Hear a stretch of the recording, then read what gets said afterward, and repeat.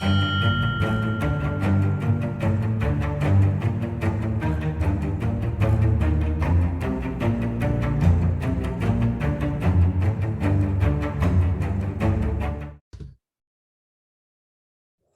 everyone, and welcome back to the We Three Kings Wrestling Podcast. We've taken some time off, a little vacation, but we are back and ready to do another podcast for you, episode 8.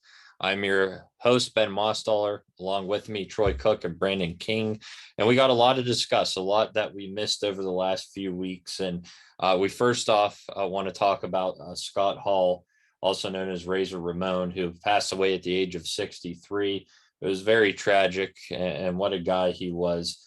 He was a 4-time Intercontinental Champion, as well as part of the New World Order.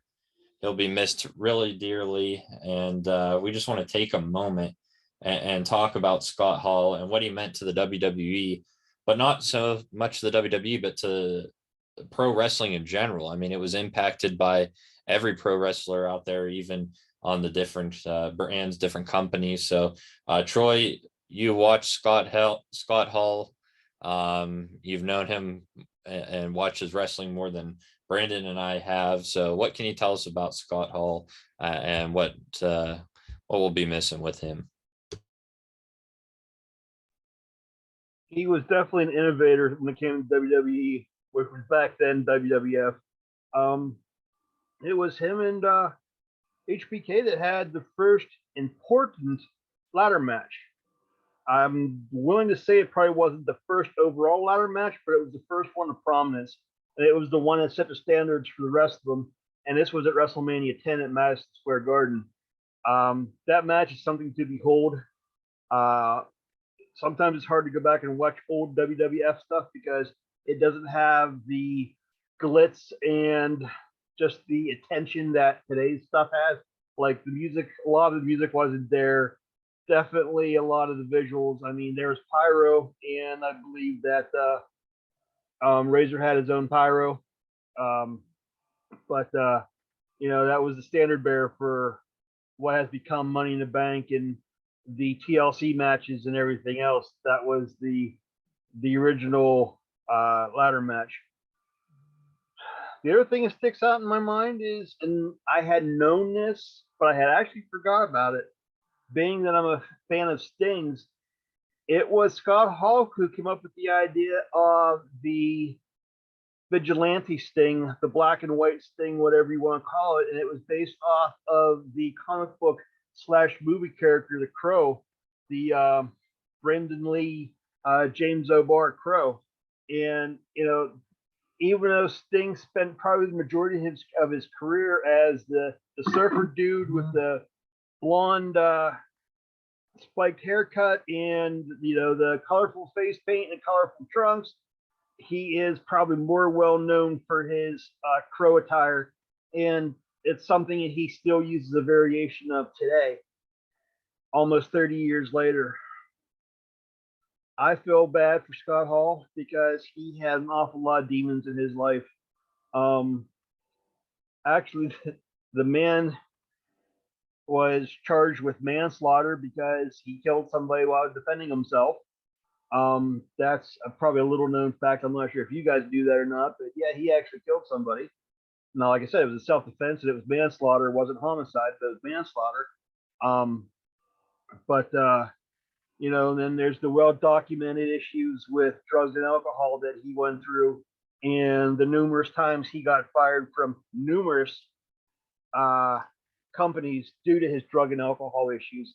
And I personally believe that if it wouldn't have been for Diamond Dallas Page and Kevin Nash, that Scott Hall would have left this earth and left us a lot earlier than he did. I really think that especially DDP and DDP yoga and just his way of life saved Scott Hall's life and gave him the ability to be clean for, I'm hearing, between 6 and 8 years that he's been clean. And that also gave him time to reestablish a relationship with, I guess, one of his ex-wives and also his children that were all with him when he passed and when he left this earth. he was a cornerstone to the new generation era of the WWE back in the early to mid 90s. And it was his and Kevin Nash's defection to WCW is what basically was the first major battle for the Monday Night Wars. It didn't light the fuse because there's a lot of issues before them, but that was the first major accomplishment for WCW was the forming of the Outsiders, which led to a month and a half later the forming of the NWO, and that just put the sport on its ear, and that just completely changed everything. And you know, before the NWO, he was part of another well-known stable, but this one was backstage. It wasn't on camera. He was a part of the Clique with HBK and Kevin Nash, Paul Levesque, better known as Triple H, and Scott Waltman, better known as 123 Kid or Six or X Pac, or whatever you want to call them. That was the traveling buddies, and they had a lot of pull and a lot of power backstage, and they had Vince's ear, especially in the mid 90s, mid 90s, and unfortunately that caused a lot of problems with Shane Douglas and I believe Bam Bam Bigelow, but that's almost 30 years ago, and I'm not gonna sit and dwell on that right now. I want to honor Scott Hall's memory and applaud him for what he gave to the sport and what he gave to the wrestling community. I don't want to focus on his issues and all of his problems. Scotty's going to be very sorely missed. Even though he hasn't been in the best of health, he was usually available and more than willing to show up for reunion episodes of Raw or WWE. He liked doing the autograph circuits in the Comic-Con and WrestleCon circuits, sometimes with, sometimes without Kevin Nash, but he was more than willing to give back to the industry, especially his later years in life. God rest your soul, Scott Hall. You deserve it. Wow. Beautifully said there, Troy. There's not much that I can add to that. A pioneer, trailblazer, legend. Those are the three things I think of when I hear the name Scott Hall. I did not have an opportunity to see him as Razor Ramon. I was too little at that time. I knew Scott Hall from the Monday Night Wars when I started watching wrestling back in '98. I knew Scott Hall at that point. Scott Hall has always been, in my eyes, he's always played the role of the heel, but he's always played it so cool that he got over with his character. Seemed to me that nobody really wanted to hate Scott Hall. Whether he was booed, whether he was cheered, nobody could hate him. And the thing that I like is that Scott Hall, he gave props to those that stood with him. He gave props to those that were with him. And he even fought back hard to battle some of the demons that he had to face, as Troy stated. We could talk about that until the cows come home, but that's not our assignment tonight. Heart goes out to all those who were connected with him, members of the NWO that we don't even mention many times. Scott Norton, Vincent, I'm sure, and Stevie Ray at one point was part of the NWO. And then the main guys, Hulk Hogan, Nash, X-Pac, Bischoff, and especially Shawn Michaels, Triple H. I know Triple H has to be hurting right now because he lost more than just a wrestling brother. He lost one of his brothers. And so that pain is a little bit tough to bear. But on this day and on the days to come, we reflect not only on the memory, we reflect on the legacy and the life of Scott Hall. We loved him more, but as my grandmama would say, God loved him best. God knew what he was doing, and God called him home. Rest in peace, Scott. Gone but never forgotten. Well spoken by the both of you, and definitely going to be missed. You talk about Scott Hall. He's had so many memorable moments, and both of you brought up some of his moments when you guys were talking. But what would you say? What would be your favorite match or favorite moment from Scott Hall? I mean, again, I didn't get to really watch him. Brandon barely got to watch him as well. But looking back, and Troy brought it up about the ladder match. I mean, that was iconic, as Troy said, and winning the Intercontinental title there. And now we have Money in the Bank, all these big ladder matches, all thanks to Razor Ramon and Shawn Michaels. But Brandon, I mean, that's an iconic one. Any other memories or favorite matches from Scott Hall?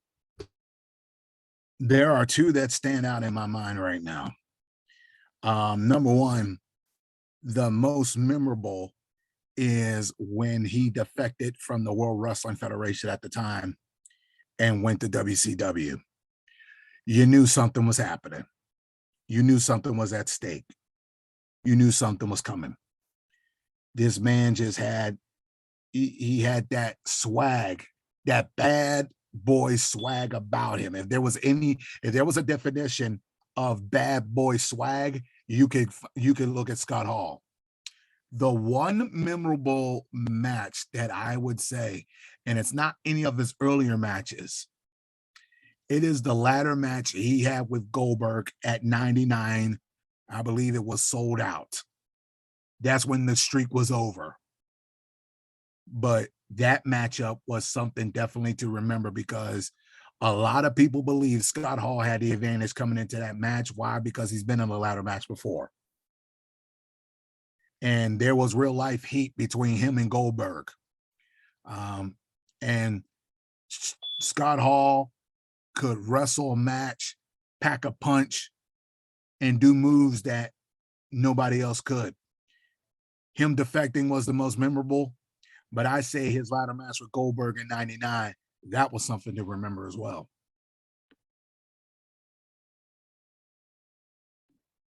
I was just thinking back on Scotty and some of the stuff that I experienced firsthand with him. And I mean, seeing him, he's a wrestler that I have never met personally and never had a conversation with. I've had a conversation with numerous ones, but unfortunately, Scott Hall is not one of them. But I know that there was a storyline back in 1999 where, when he was still with WCW, where there was an issue with him having, the character itself, Scott Hall, was having issues with implied drug and alcohol use and abuse. And I'm just looking back on it now and thinking to myself, shame on you, Eric Bischoff, or shame on you, Vince Russo, or Kevin Nash, or whoever it was that wrote those storylines, because that was taking advantage of someone who was at a very, very bad place at that point in time. And I don't know who wrote those storylines and who was the booker at that point in time, but whoever it was, I hope they're feeling it right now, and I hope that it bothers them, because, shame on you for exploiting a man's personal demons. Looking back on it now, 25, 26 years later, whatever. No, it's not even that long, but whatever it is. It was in very, very poor taste. Not like a lot of things that wasn't done in WWE or WCW, especially towards the end, but that had to take the cake of being in poor taste and being inappropriate. And like I said, it was just, in my opinion, kicking a man while he was down. And it's just, I didn't appreciate it then, and I appreciate it even less now. In fact, that was one of the turning points of when I quit watching WCW wholeheartedly, is when they had Scott Hall in the rehab center. And I vaguely remember it because it annoyed me so bad I quit watching it. But he was in a rehab center or a psychiatric center, and lo and behold, he ends up finding, I think, Ric Flair there. So it's just very inappropriate, very disgusting, just very sad, especially in lieu of what has happened. since his WCW days. And like I said, he man cleaned himself up, thank God, and lived a life for the last 6 to 8 years of, I guess, being hopefully, drug free and alcohol free. But just that's when it comes down to writing, and some of the storylines in the book is just inappropriate. It's disgusting. And I'd even be willing to say that WWE and Peacock should strike it from their catalog of the WWE network, but I don't think it'll happen. But it's just very inappropriate and very sad. Yeah, for sure. And only one guy knows up above if he was clean or not, or how he lived his life. But he had a calling. It's time for him to go, and our thoughts and prayers go out to him and the family and friends of Scott Hall. So we're going to do a 10 bell salute here to Scott Hall. So please join us for this.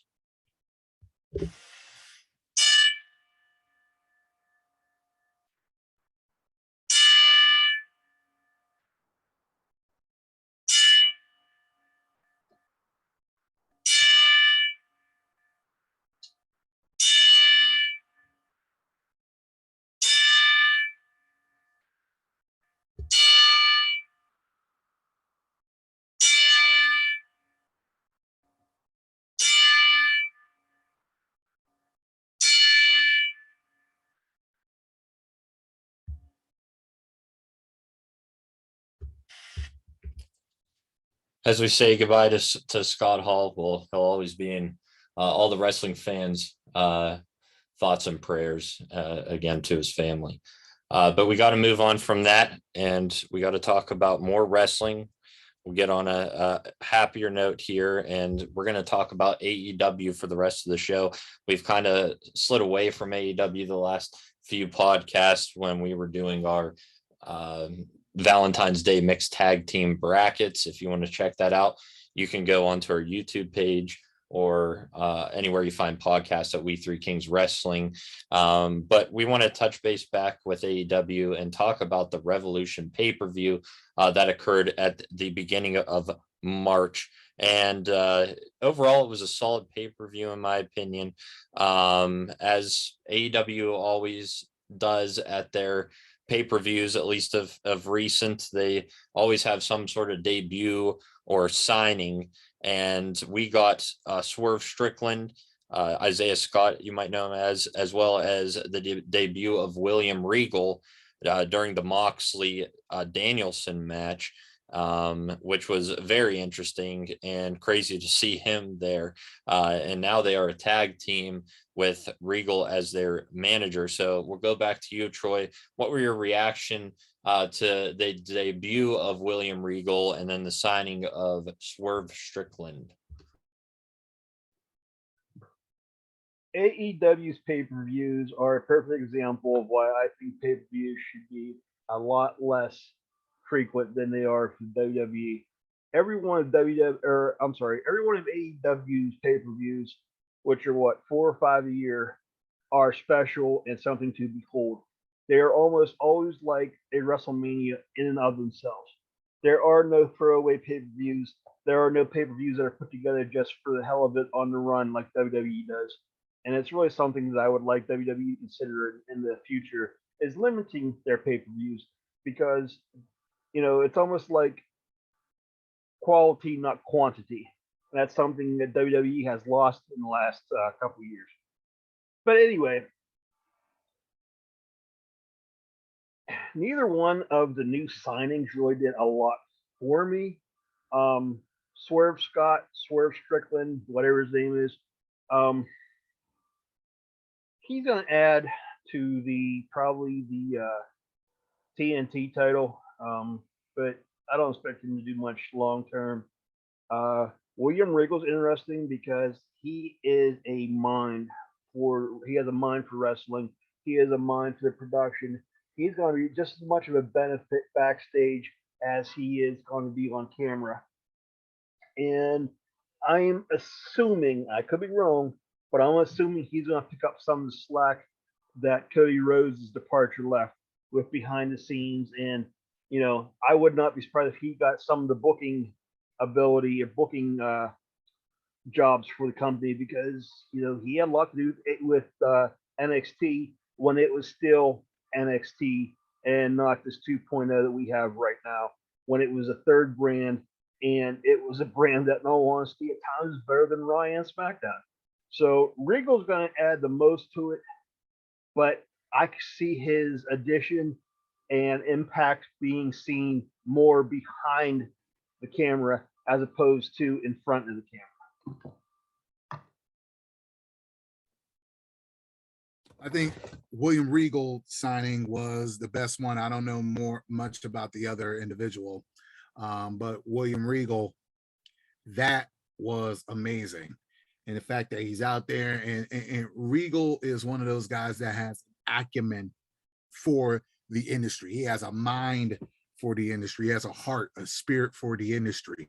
And I think that's something that really can be useful, especially in the locker room right now. I know there's leadership in there, but you need someone of a William Regal that has the it factor. He could sit down and coach the young cats, sit down and coach the young boys on what it is to make it, especially the ones that are coming in, and maybe even help them get further than where they were at a previous organization. So William Regal is going to be something to look at, because I think he's going to be in there, and he's not only going to develop the talent, but he's going to help them become better in what they're doing. Yeah, definitely a lot of perks of William Regal signing with AEW. You guys brought up about the behind the scenes backstage stuff. I mean, that's where he's going to be most beneficial, in my opinion. It's also interesting, this angle with Danielson and Moxley, though, because he's worked with both of them, and he had talked about it at the Dynamite afterwards, just how unique both of these wrestlers are, and how Danielson, in his opinion, was one of the best tactical wrestlers that he's ever seen. And to bring them together and to make a tag team, it was interesting. And then to have him come out and stop them from beating the hell out of each other and slapping them in the face, like it made an interesting angle. So it's definitely a huge signing, in my opinion, for AEW, mainly for the behind the scenes stuff. When we take a look at Swerve Strickland, I didn't know anything about him prior to this signing. I looked back on him, involved with WWE for a while. Isaiah Scott with NXT. I think he held one of the NXT titles. I forget which one it was, maybe the North American, but definitely have some talent in the ring. I got to see him wrestle live, and he was good, but I don't think he's going to be, like Troy said, going for the AEW championship. I could see him on the TNT line, but definitely when he was signed and appeared that night during the pay-per-view, I was kind of wondering who he was. But yeah, Regal, definitely the biggest surprise that night. And a very interesting moment there during the Revolution pay-per-view. But one of the big matches and talked about matches that night was between CM Punk and MJF in a dog collar match, which we rarely get to see anything like that, and we got to see it that night. Tacks were brought out at one point and thrown all over the mat, and it appeared that MJF was going to beat CM Punk once again. And Wardlow walked out. He asked for his diamond ring, but Wardlow was searching around and couldn't find it. Ultimately, CM Punk was able to capitalize. And as MJF was laying on the tacks, Wardlow found the ring, gave it to CM Punk, and Punk used it to win the match. So now Wardlow has officially left MJF and is the face of the Revolution ladder match winner as of that night as well. So definitely a lot of hype behind this. And I think it was mainly because of a lot of the great promos that were cut prior to the match.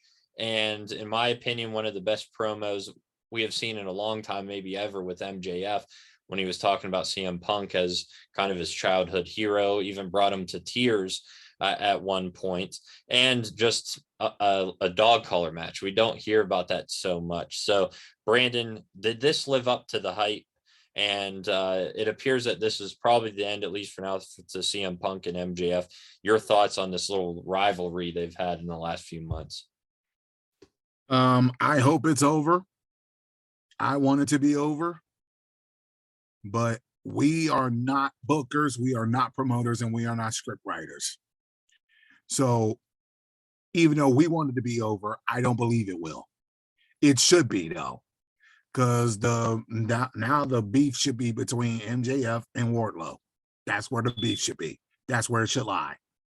Wardlow made his intentions known. He's done, and I'm glad he is. Wardlow, that man should be in contention for the TNT Championship, and if he does it right, he should be in contention for the AEW Championship. That's somebody right there that has all the talent in the world, but wasn't being utilized because of look at who he was under. As far as MJF goes, I am afraid this is going to make him more dangerous. The way and the worst thing you can do is for a heel to lose and keep talking like he want to fight. So, in my opinion, this should be interesting because the CM Punk MJF feud should be over, and now it should be focused morely on Wardlow and MJF. But again, we don't write the show, so we'll see what happens. I think the Punk MJF feud is done, at least for right now, and they are going to focus on him and Wardlow. But I'll tell you what, MJF reminds me so much of a young Roddy Piper from back in the early 80s. The way he cuts promos, the way he talks, the way he gets under people's skin, the way he's just an all in all, and we try not to swear in here, but there's no other way of saying it, the way he's just an all in all asshole. He reminds me so much of a young Piper. And, Piper's one of my one of my favorite wrestlers of all time, because the man could play a heel, he could play a face, he could do anything he wanted to do, anything he put his heart to. He could be a technician, he could be a brawler, he could do it all. And I'm seeing a lot of a young Roddy Piper in MJF right now.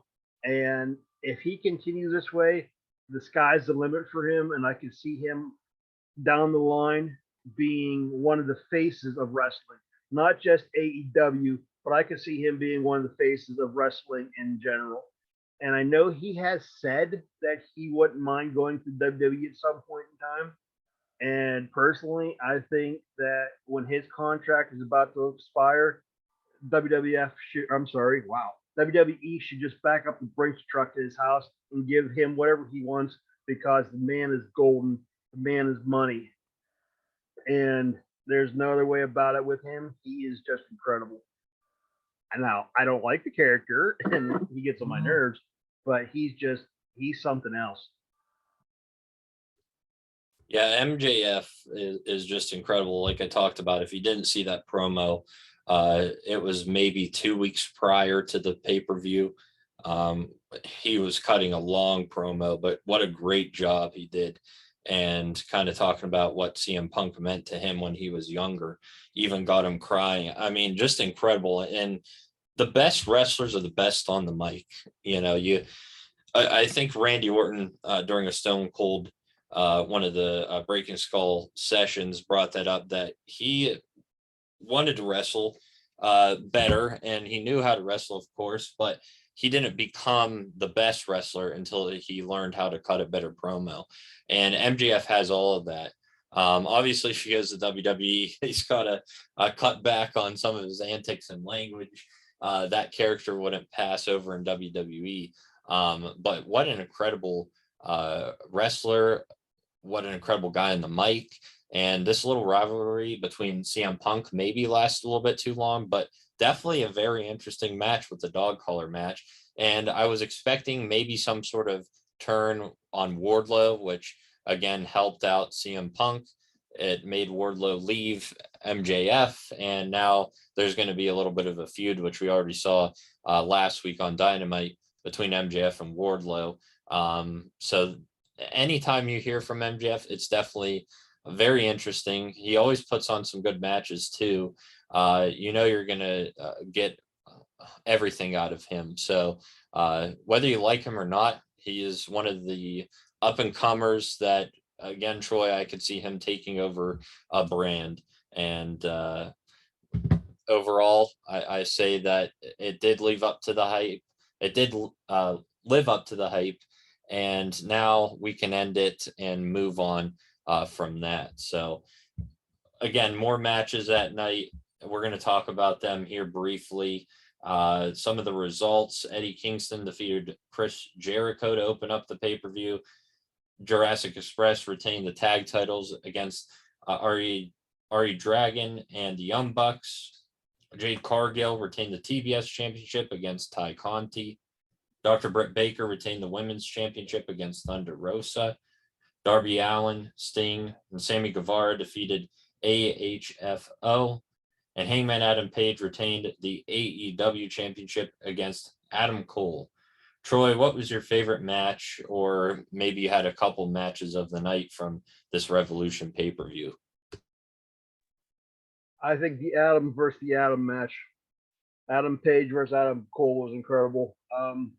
They were set up very nicely. I was concerned going in because Page is, in my opinion, having difficulty with personality, and I think that shows by the fact that AEW seems to focus more on the TNT Championship right now than they do the World Championship.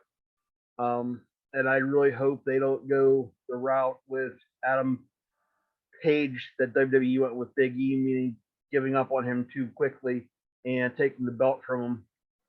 But just the in-ring in general, I really liked it. The Punk MJF match, even though we've already talked about it, it turned me off because I get tired of color, meaning there's too much blood in that for me. Not that I'm the weak of heart or anything, but I think sometimes AEW goes out of its way to shock and awe and to do things that just makes people like, oh wow, look at that. They're too much gimmicky and too much spot monkeys for me. The tag team match with the Red Dragon and with I think the Bucks were part of that, and also the Luchasaurus and Jungle Boy. That was incredible too. And I knew they were going to put on a good match, and they didn't disappoint. I think the pay-per-view in general was a step below some of the others they had done, but again, it was an event, it was a spectacle, and it just, like I said, goes to show that, in my opinion, the pay-per-view should be done more infrequently than the WWE does it. Like I said, quantity over quality.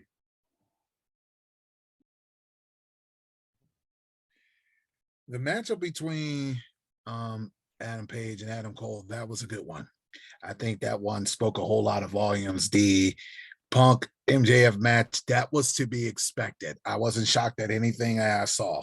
That one was to be expected. So they played that line well. But again, I think the main event with it being Page and Cole, that was something to be expected because I think that could have went either way. For a minute there, I think Cole could have won it. And then for a minute there, I thought Page could have won it. But Page ended up taking it in the end. But that one was a good matchup. I think we'll see that matchup again down the road later on pretty soon. But that matchup right there, that was an incredible one to watch.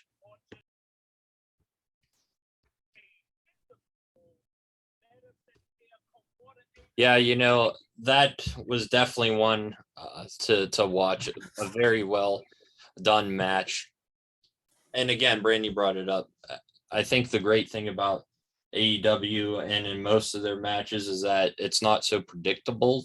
WWE can become predictable in the fact that, all right, we know that this match, is going to end like this because it has to, or because it's leading up to this.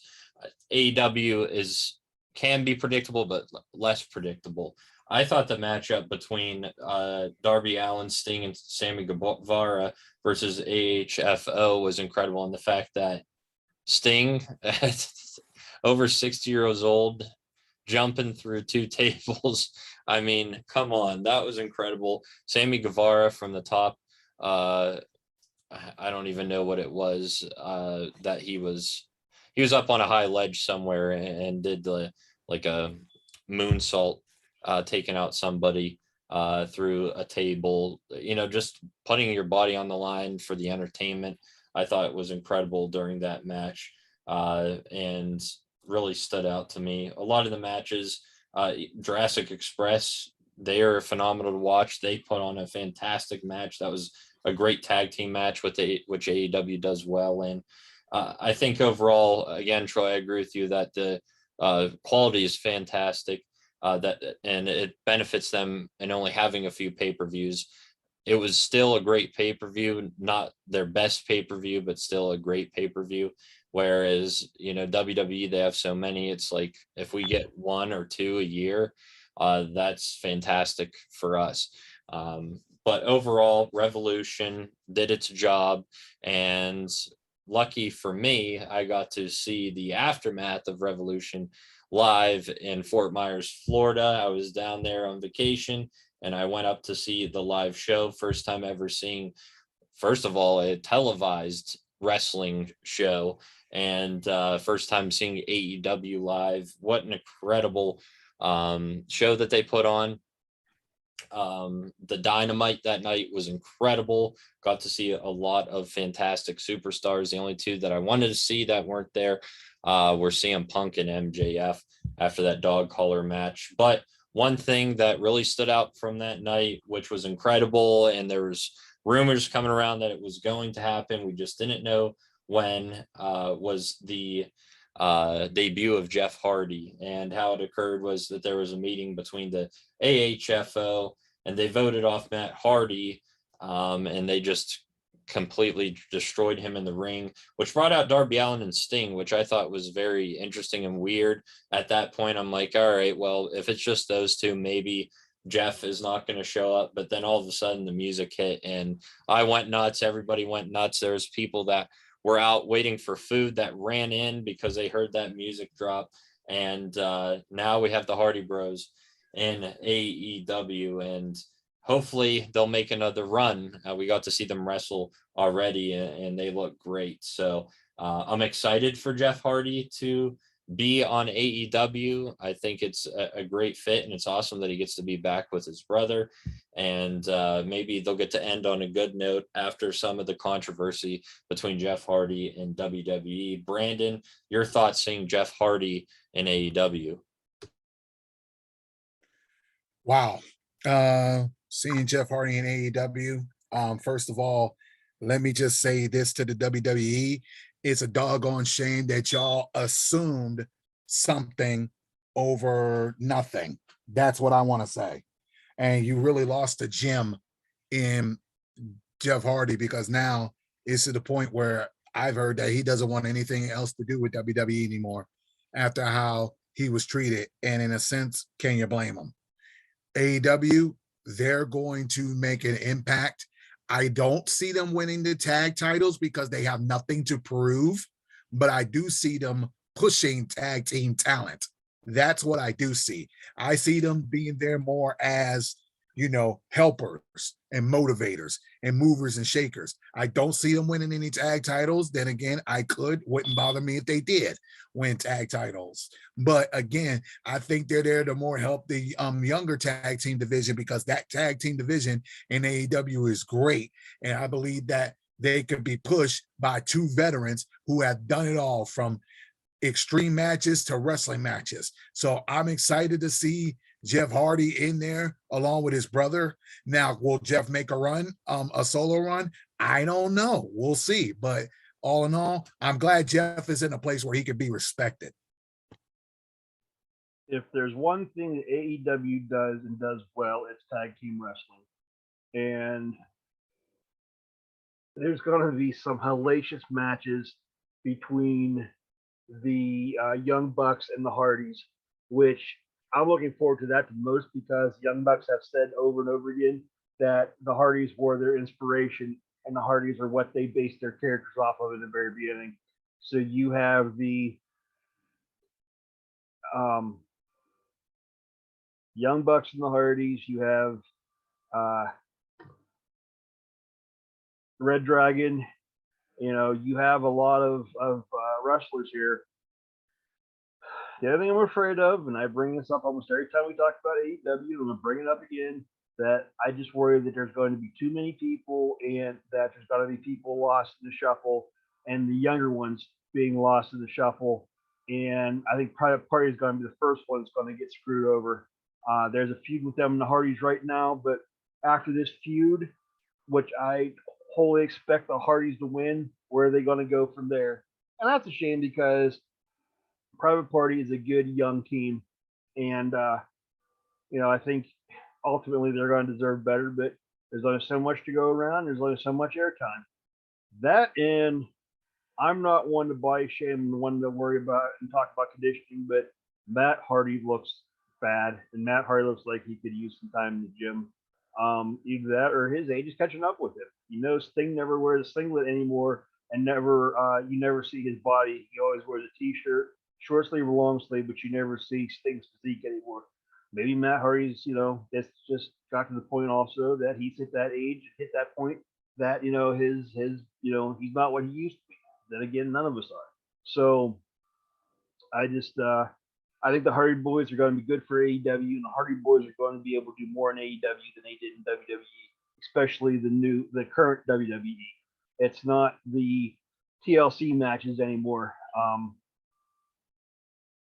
They're better off where they are right now. And also keep in mind that Tony Khan bought ROH, and there's going to need to be teams and need to be personnel and wrestlers going to ROH too. So it wouldn't surprise me in the least if the Hardys end up being somebody that ends up on ROH. So just keep an eye on that. That could be interesting too.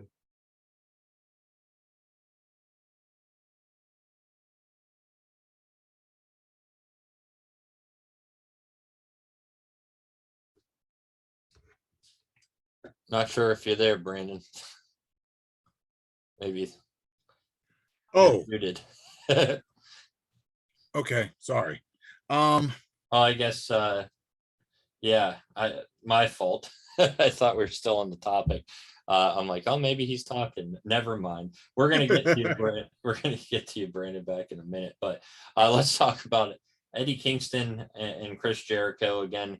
Kingston defeating Jericho at Revolution. The big talk was that Jericho didn't shake Kingston's hand after that match. And on Dynamite, it was made known that Chris Jericho was going to shake Eddie Kingston's hand, and that's how the show started off. And indeed, they did have a handshake. Jericho's talking about how great Eddie Kingston is, and then all of a sudden, they start attacking Eddie Kingston with the help of 2.0. Jericho turns heel, and the Inner Circle is no more. We now have the Jericho Appreciation Society, and we have heard that they are and Troy, maybe you know what he called himself, sports entertainers. There it is, sports entertainers. They are not wrestlers, they are sports entertainers, and that's what they're going off of. So were you expecting this heel turn, Troy, and your thoughts on this new Jericho Appreciation Society? The heel turn didn't surprise me at all, especially once you started to see the Inner Circle start to dissolve and fall apart, it seems. When when Sammy Guevara took his vest off, threw it in the ring and said, "I'm not coming back until you guys straighten things out." I kind of figured, at least for right now, that was the end of the Inner Circle. Honestly, I think I'm one of the few people, literally one of the few people, who likes Chris Jericho as a face more than a heel. I like Jericho a lot. I was at an AEW taping back in August, which actually ended up being the first Rampage taping. And the crowd was electric when Judas was playing. And I'm willing to bet that even if he is a heel, he's still going to have a nice contingent of fans. I'm not too crazy about his sidekicks now. I'm not too crazy about the 2.0 and the rest of them. But it's interesting, and Jericho's going to be able to pull it off because there's nothing that Chris Jericho can't pull off. Chris Jericho's wrestling's version of Madonna. meaning that he has reinvented himself so many times, and each time he reinvents himself, it works and it fits. So I'm not worried about Chris Jericho and whatever. I wouldn't be surprised somewhere down the line he's written off AEW for a month or two just so he can go forward with his rock band Fozzy. And then when he comes back as a face again. That wouldn't surprise me either. His face and heel turns happen off and on all the time, but they're not as how do I want to say this?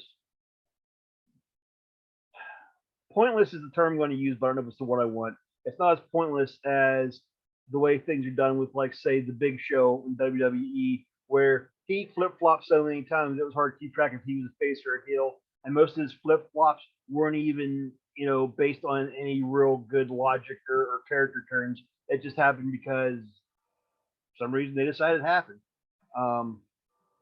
But Jericho's awesome, and I'm gonna like him no matter what he does. But like I said, I'm one of the few that think it likes him better as a face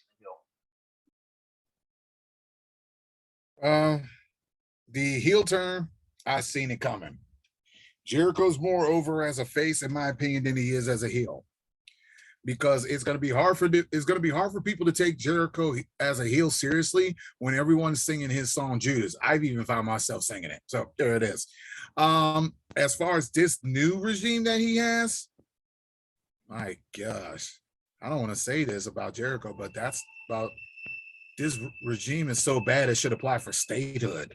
I don't like it at all. Sports entertainer.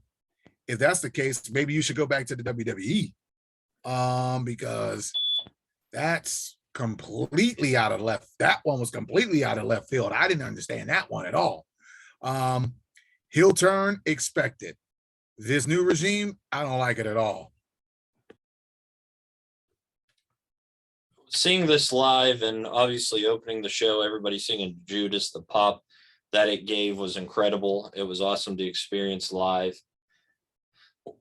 I guess I could say I expected it to happen, but seeing it live in person, I didn't expect it to happen right then. I was kind of still in shock, as some people were, but then looking back on it, it's like, well, the way that the inner circle fell apart, it's like this was bound to happen. I don't really care for them adding 2.0, and now they're going by their real names apparently because they're sports entertainers. I'm not too big of this faction. I agree with Troy. I like Jericho better as a face, and I think at some point here soon, and I think he kind of already is, he's going to be pushing the young talent, and that's including with 2.0 here, Jake Hager. But definitely something interesting, definitely something that when I saw it happen live, I was like, what? But AEW gives, puts up a great show.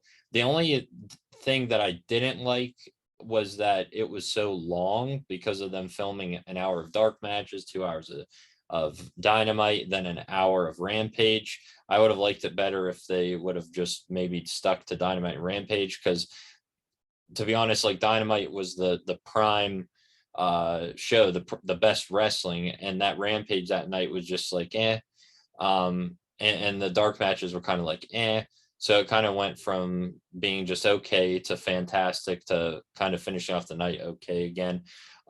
That's kind of the one thing that I didn't like with them filming both Dynamite and Rampage, but you definitely get your money's worth. You see a lot of wrestling. The crowd is incredible. We've seen a lot of WWE live shows. It doesn't match the AEW live events with how the crowd is. There was a time Britt Baker came out. They started chanting "We Are Penn State," which was awesome because I'm a Penn State fan as well. So yeah, definitely if you have an opportunity, check out AEW. They're traveling out west. They're going all around the country. They're going to be in Vegas for their next pay-per-view in May, which is exciting. And they definitely put on a great show. And I have been more involved and more entertained with AEW than WWE lately, but we have WrestleMania coming up, and that's where we'll be next week. We won't be at WrestleMania, but we'll be on the podcast talking to you guys about WrestleMania, our predictions, and that'll be a big podcast for us. So make sure you check that out. make sure you check out our past podcasts. You can find us on YouTube at We Three Kings Wrestling, as well as on Spotify, Anchor, Apple Podcasts. Just search We Three Kings Wrestling to find it on there. We appreciate the love and support that you would give. You can also follow us on Instagram at We Three Kings Wrestling as well. So we're going to leave this episode at that. We want to thank you for listening. We will be back next week to break down WrestleMania, the 2-night event. Have a good one.